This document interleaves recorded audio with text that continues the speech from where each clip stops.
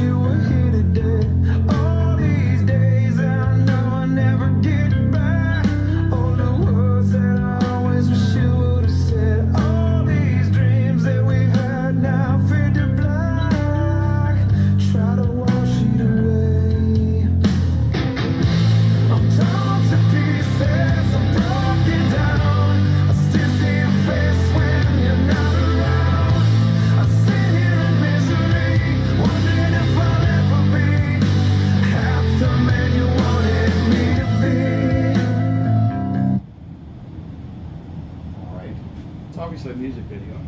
That much is obvious, isn't it? So, it happens that is my cousin. And you'll see a little bit more of a link in a minute that clearly Sally's got figured out. A couple other people have this figured out in the room probably. However, this is about the reconciliation, or the lack, or the inability to reconcile his father's passing, my uncle's passing. And so it happens to be their biggest grossing single worldwide. Pretty big deal for them. It kind of put them out there on the planet, predominantly in Europe and other markets. And you'll see why it's kind of maybe reflective to kind of show his version of that story, what's important to him, and why the setting was important to him as well, and probably a little important to me. So, he and I, my cousin and I, talk a lot about his perspective in his songwriting. And he's trying to say, and how he's trying to emotionally connect to others, their audience, and I guess their fans, right? I don't think we have fans, or I don't think of it that way. We kind of are a service industry that have clients, right? It's quite different, I think, but perhaps at least for us. But he is always trying to figure out how to distill the emotive aspects relative to his perspective, but he requires discipline. He reminds me that there's a business to the craft of producing music that is for the masses. He could go in a corner and produce all the music he wanted, but if he didn't follow the rules of engagement of his industry, he'd actually have no market to be able to kind of play to, and to be able to provide kind of that feedback to him. So we end up having a lot of discussions about this. It's really interesting that maybe we think there are parallels because we're related, I don't know. But we find kind of solace in thinking of this. And the reason why I bring this up is because in terms of personal perspective, quick kind of question, who in the room has kind of built for themselves? has had the opportunity and hopefully the pleasure of creating something for yourself. Furniture, a building, a landscape. I see a few hands. So what were the things that you made? Give us an Renovated example. my entire house and did an addition. Pretty serious. And I somehow, when I was 12, convinced my parents to build me a new room. Wow. I designed it. But my balcony got VE'd real quick. Oh, you learned that lesson. Real quick. You know what that, wow, you had VE as a child in your vocabulary? Yeah. Wow. My dad's a contractor. There you go. What else? Anybody else?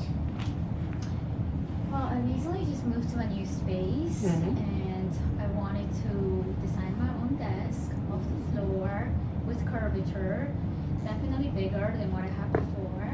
So I recently just designed and built my own desk, and I'm very happy. Very cool. Very cool. Well, that sounds very good.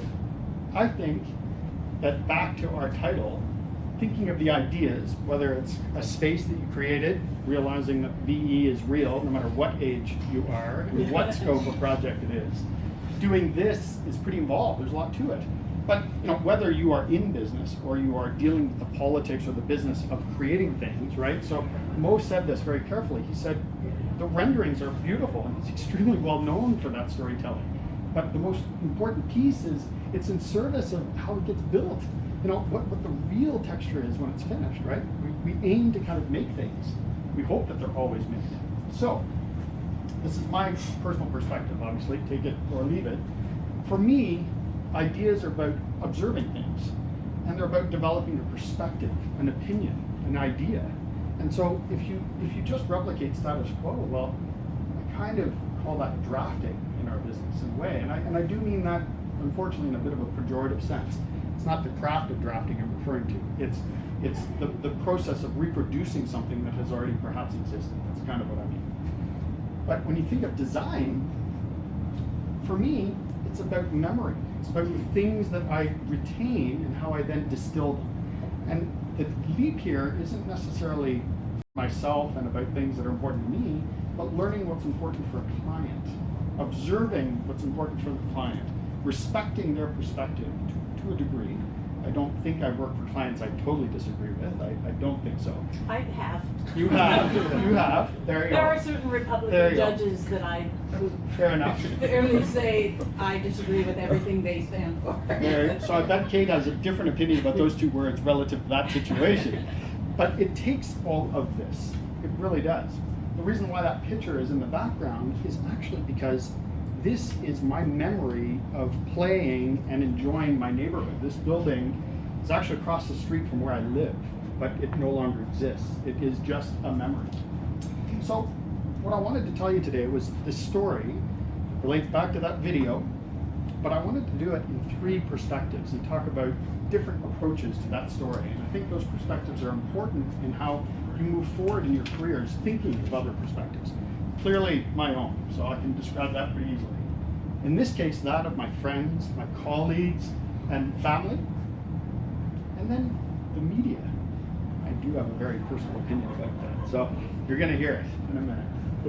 So, I'm going to tell you my version first, but as I'm doing that, and this is the same, I think I asked this question last time, I'll see if I can do it exactly the same way.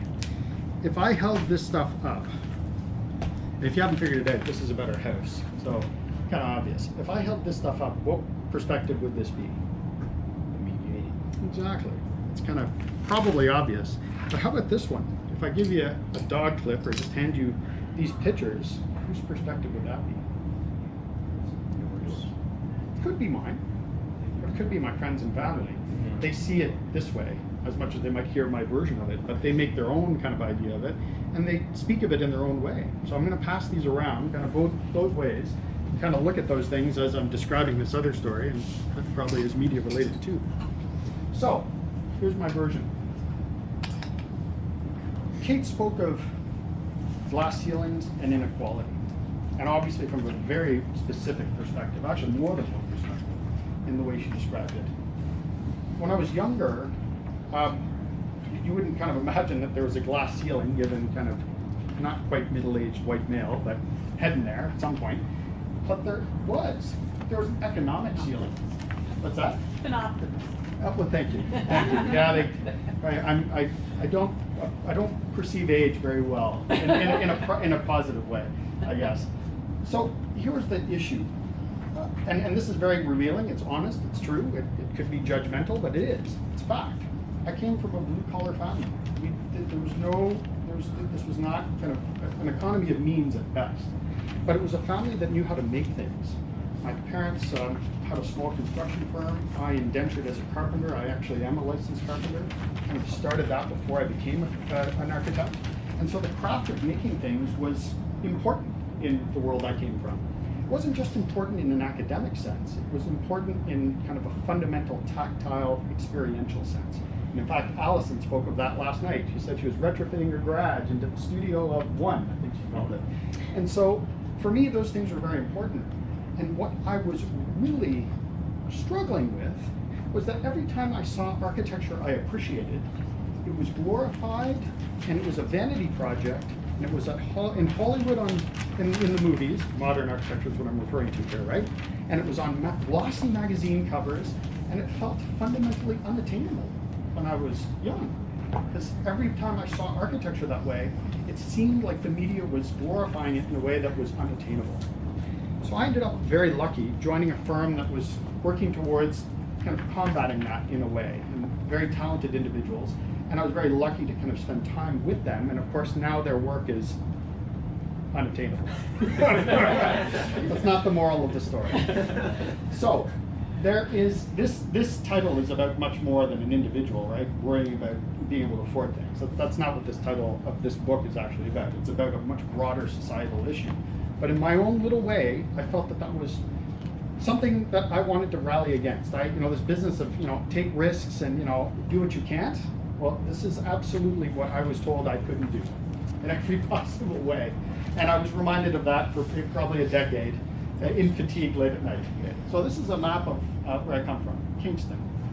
It's just north of New York State. So this is the St. Lawrence River.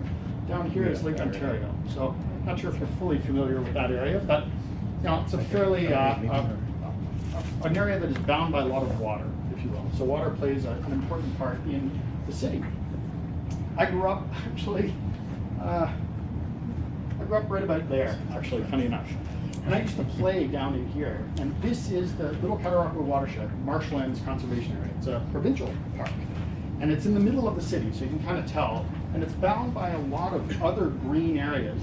This is actually a penitentiary, and these are the agrarian lands that are used for retraining the inmates that are in the penitentiary, such that they can, have a productive kind of approach to employment later. And certainly it went by the wayside a number of years ago, but it's come back actually, because small farms have prevalence of really coming back in our region. Anybody guess what that target is? Yeah, it's the lot where we built our house, and this is about as big a lottery win as you could possibly imagine. I'll explain why in a minute. It's at the divide between what was very industrial, and this was where that grain elevator was. This whole place was very industrial. It was a big port where they brought all the grain in, well, not all, but much of the grain in from various areas west of the city and further west of the province to here, so that the boats could take it through and carry on through the St. Lawrence River and out beyond. And so the idea was, if I had the luck of being able to access this piece of property, buy this piece of property, it was absolutely just, I couldn't express the luck any more than maybe I am here. But basically, I came upon this derelict site, this kind of near abandoned cabin. I put a bid on it, and lo and behold, I won, and I was definitely not a very big bid here. This was, back in the day where probably real estate was a little bit more affordable in our world. And so I was lucky to get it. I then had to convince the city that I could actually build on it, because it was unbuildable at the time. So that was the reason why I probably got the lot. No one else wanted to take the risk. I had nothing to lose. I didn't have a house, so why not? Let's try. So the idea was the reconciliation of the post-industrial kind of era of that space with the regenerative aspects of a forest that's now been created next to it, that's kind of taken over the space, if you will. And at that time, these weren't necessarily popular concepts. You didn't kind of jump up and down about a thesis about dividing a house in half like this. But for me, that was really the reconciliation of the place that I grew up in, with the memory of the place that existed when I was young, the further memory of ancestors and legacy before I certainly was born, and then hoping to kind of think of a regenerative way to move forward. And it was really part of a bigger plan that took years to fulfill. So my grandmother came with me to come down, and I was all excited about this new property I bought, and she come around the corner and she saw, well, maybe not this, but she saw that and she started crying. So what did you buy? I said, it's going to be my house. It's going to be my house. And she's like, what?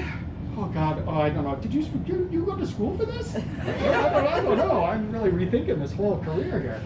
So, do what you can't. They never said that I couldn't build around what was there. They asked me to grandfather what was there. They also never said I couldn't cantilever beyond the foundations. They asked me to stay on the existing foundations what was there. So this is what became of that thing that you just saw. It was the most excruciating demolition ever, but by the time we finished, there was nothing left of the original thing, and it was all rebuilt, and it was legal, permitted, possible, and done. All the things that they said you couldn't do, basically, pretty much. And so, a little bit more to that, we actually engineered the cladding. I broke it and bent it in the steel shop with my own two hands. I couldn't afford to have anybody build it, to be honest, or make it. That was kind of the real reason. But I was actually curious about making or doing things with materials, and to Kate's point, exploring. And this was pretty low-tech stuff, right? I mean, there are no photovoltaics in my galvanized steel cladding, I can assure you. It's not that sophisticated. But it was really about kind of thinking through the materials the long way. This is the other side of the house that kind of speaks to that regenerative kind of nature of that forest that exists along that east side of the house. The west side, that speaks to the industrial era. There's a large DuPont plant that's just not too far away, kind of in the distance. It still exists. So, and there, of course, is effectively kind of the house as one, at both pieces. And if there's anything that I can impart, is that this was not a 5-minute project. This was, you could probably say that hard work business that Casey expressed, there's probably a little bit of that involved in this, right? But it was one step at a time. It wasn't about, massive loans up front. It was really about getting the chance to try and to experiment. And I can tell you, I didn't have all the answers as I was building. I was kind of, making it happen as I went along. Not exactly like what we're doing today and tomorrow, but there was a lot of chance in terms of what was happening. And so, if anything, I just wanted to make sure that you all got a sense that that is possible. Now, in reality, can you just go down the street and buy a piece of property and start this now here in Chicago? Probably not. In Toronto? Not necessarily. But what I think is possible is that eventually there are many ways to do this. It doesn't have to be on an open piece of land. It can be in other ways, for sure. So I really hope that you guys, if you're interested and you desire this, that you have the potential to kind of access something like this. But further back, it's really about the ideas behind it, and it's this business of taking a chance. And so the friends and family and colleagues, here's how they speak of this. That is my father. That's actually me. And I think he speaks of pride with this building. It, for him, symbolizes a bit of a beacon of something that is made and finished that represents, obviously, I guess, his son in many ways. So if you translate this for a minute to a client, not saying that my father was the client, but if you think about how a client perceives the work we do and the pride in which they take what we serve to them as the building, right? A service industry, that is a really important element to kind of capitalize on. And the energy is incredible. It's phenomenal to see all of the team's hard work towards a client and what they can kind of achieve out of a project and claim for themselves and take ownership. And so I think in a small way, this kind of showed me a bit of that with others that thought of something in their own way. And of course, well, that was what my grandmother truly started crying about when she came around the corner. It kind of is probably in reverse there. This you'd think is media, social media, but this is still family and friends, right? It's a small network. And so this is how I would maybe speak of the house on occasion, every now and then. And I don't tend to post a lot of things online. We're a little discreet, but every now and then the sun falls in a certain way, and it's like a baby picture for us in a way, probably. And the media. So, do you remember the story, Kate? Because you jumped up last time. I think I told this, and I wasn't going to tell this not so positive story. Do you remember it? I remember it, but I think you should just tell Fair enough. So, the negatives and the positives. correct. Yes, very good point. It's not all, it's certainly not all negative. So, obviously there's the third part of speaking to a project, and it's the media. And so you're seeing some of it here, obviously in print. And what's interesting is that is where the story starts to tell itself. And you end up probably with less control over how that story is ultimately told. So you might say that about friends and family, because they probably might have an opinion and say, that's the ugliest house I think I've ever seen, and I don't know that guy, and you know, obviously probably not. But the media, that's a whole other world. And so when we approach the media, it's a complex dance. And I learned this the hard way, and it wasn't actually negative at all. It was negative in my mind, it wasn't really negative. I don't think anybody else would have noticed the negativity, but I'll tell you the story. And it was not that, I don't actually have I didn't bring the article clearly because I'm ashamed of it or something. I don't know. So the short story is, the Ottawa Citizen, so actually where Jeremy's currently living, has a kind of home or design kind of section on Saturdays, you know, every now and then. I think it still has it, right? Yep. And so they got a hold of myself and my wife, and they said, we'd like to run the house. And so I knew the person who was going to write the story. I had a chance to work with him on some other projects with the firm that I was working for before. I trusted him. That was a word that I don't think we've used yet, but we certainly intimated a little earlier. I trusted him.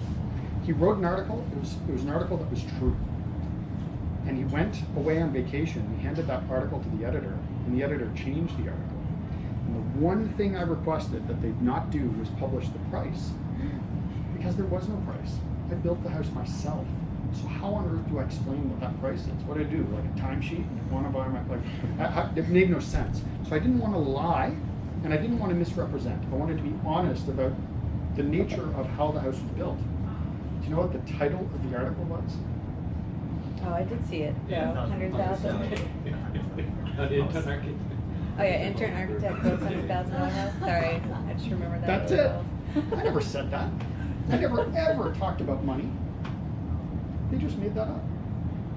Oh wow. Headlines are always out of both the subject's control and very often the journalist's control. Hey, look, did you notice I hit it? So, the moral of the story isn't negative. It's just, be careful. This represents something very important to me, obviously.